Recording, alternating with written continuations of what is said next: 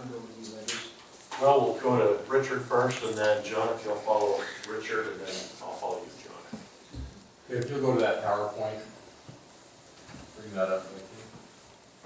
I'm going to finish with the PowerPoint. I'm going to go over a couple other things first, and then we'll finish with the slides. Talk over some of the projects we've been working on in Mesquite. The crews finished the Hickory Ridge subdivision in the Pulte area. We've also started work out in the Falcon substation. We stopped that about 6 months ago, and we started work on that again. In Overton, we finished the Simplot project that was setting, we had to set 10 new poles and reroute an existing power line. Simplot is extending their pit to the southwest towards the Valley of Fire area. We had a power line that was in the way, so we had to basically build a new line on the north side of the pit, and we removed 25 structures so that they could expand their pit. We'll go to the slides. This is on Sunday, I believe it was Sunday the 6th, about 4 a.m. A truck hit a power pole. You really can't see the power pole. You can just barely see there's a pole right here. That's the power pole.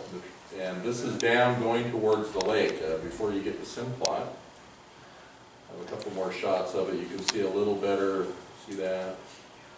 That's the power pole was set back in here somewhere.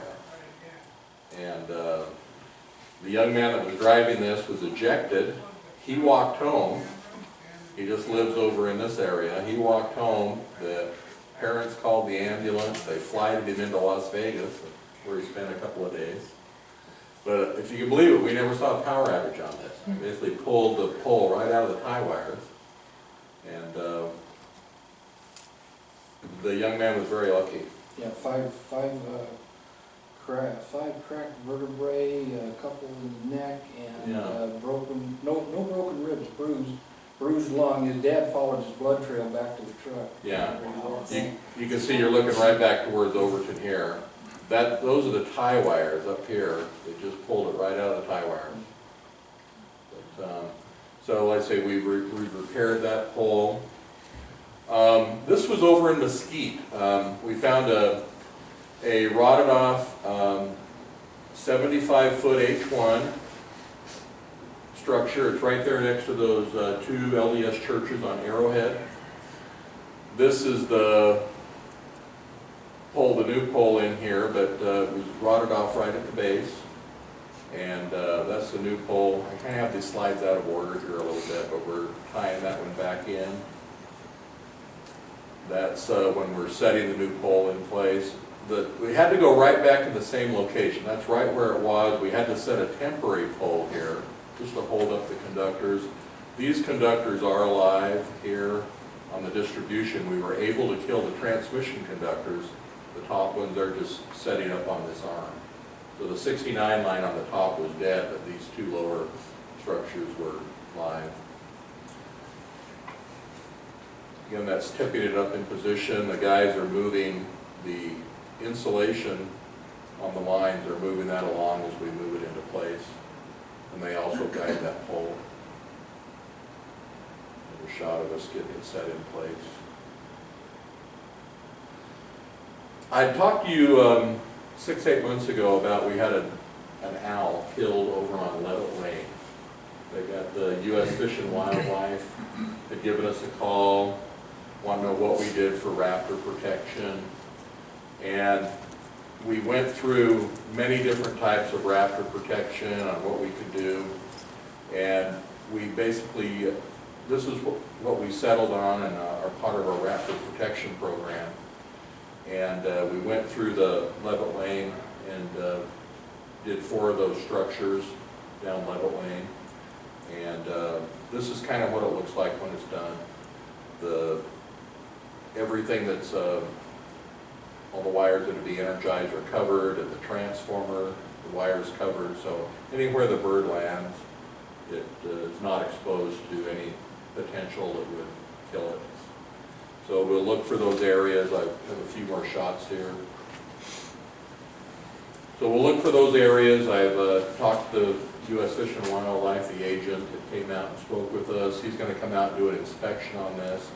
This has also been posted on the U.S. Fish and Wildlife website. We actually have whenever we find an owl or a raptor or any type of animal, we have to do a report on it, where it was found, what we're doing to take care of those issues in that area.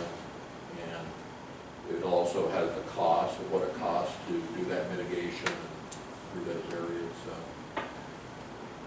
basically, we are in compliance with the U.S. Fish and Wildlife. I know in the next couple of months, we're going to bring that, the raptor protection program to the board, and that's part of the process. They'd like any company dealing with those raptors to have a basically from the board or the directors, a statement indicating that they fully support the raptor protection program. Can we exclude Euro doves? Excuse me? Can we exclude Euro doves from that? Yeah, they are, because they're non-migratory. It only deals with it only deals with migratory birds. We're going to leave that up. John will have some photos to go over there, and I'll finish my report. As far as outages, we didn't do nearly as good as last month. I reported last month we had 22 customer hours, total hours with our customers on. In the Mesquite Bunkerville area, we had 2 outages. One was four customers for 3 hours, and the other one was 161 customers for 1 hour, a total of 173 customer hours. In the Wappa Glendale area, we had 2 outages. One was 1 customer for 2 hours, the Muddy River Grill. They had a loader in there cleaning up and it hit their transformer, knocked it off the path.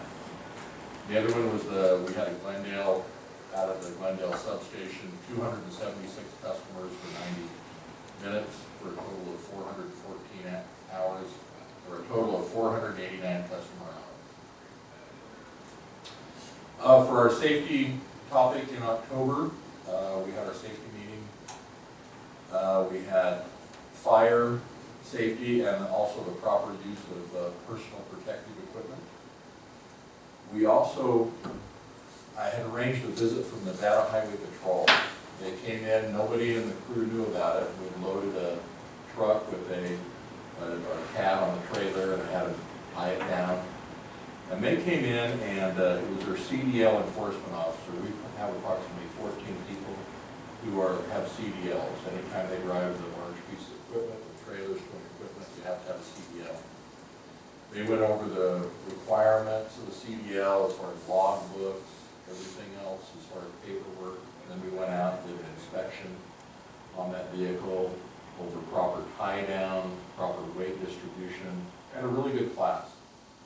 And as far as training and what the Nevada Highway Patrol looks for when they're out there doing enforcement. And so it really was an eye-opening experience for a lot of our guys. Our guys feel like they're linemen. And what we were trying to reinforce with them as soon as you get behind that wheel, whether you're going to Bunkerville or New York, all the same rules apply. And you have to do all the proper tie down. And what the trooper really enforced was the liability involved if you don't do everything you're supposed to do. And the liability involved. So it really opened the eyes of the guys that were out there driving. I just want to remind you, October 18th, 2 days from now, will be our 6-year anniversary of No Lost Time. So if we can make it to Friday, we'll have 6 years of no lost time. That's a total of 2,189 days today of working without a lost time accident here at the power company. And we're really proud of that achievement. Any questions?